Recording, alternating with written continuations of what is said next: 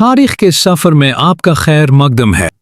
आज हम आपको ले चलेंगे उस दौर में जब सल्तनत उस्मानिया का सूरज अभी तुलू नहीं हुआ था, लेकिन एक बहादुर सिपाही की दास्तान लिखी जा रही थी जो मुसलमानों के लिए एक नए अहद का आगाज बनने वाला था। ये कहानी है अर्तुगरुल गाजी की। 13वीं सदी के इब्तदाई दौर में तुर्क कबाइल एशिया के गर्म सहराओं और बुलंद पहाड़ों में आवारा गर्दी कर रहे थे। उन्हीं कबाइल में से एक था कबीला काई, जो अपनी बहादुरी और आज़ादी के जज्बे के लिए मशहूर था। इस कबीले का सरदार था सुलेमान शाह, एक दाना और निडर कायद। वो अपनी कौम को जुल्म और खौफ से बचाने के लिए एक महफूज ठिकाने की तलाश में था। इसी कबीले में एक ऐसा बच्चा पैदा हुआ जो तारीख के सफ़हात बदलने वाला था। ये बच्चा था अर्तुगरुल।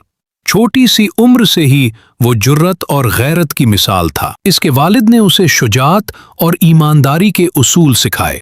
कबीले के लोग कहा करते थे, ये लड़का एक दिन हमारी तकदीर बदल देगा।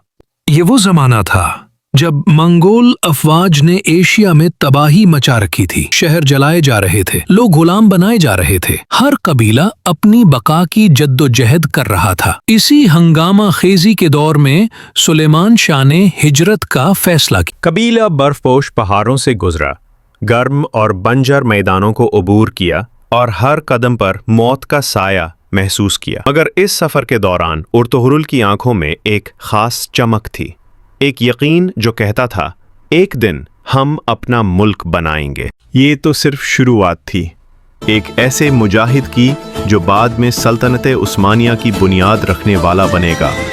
अर्तुगरुल की कुर्बानियों और बहादुरी की असल कहानी अभी बाकी है।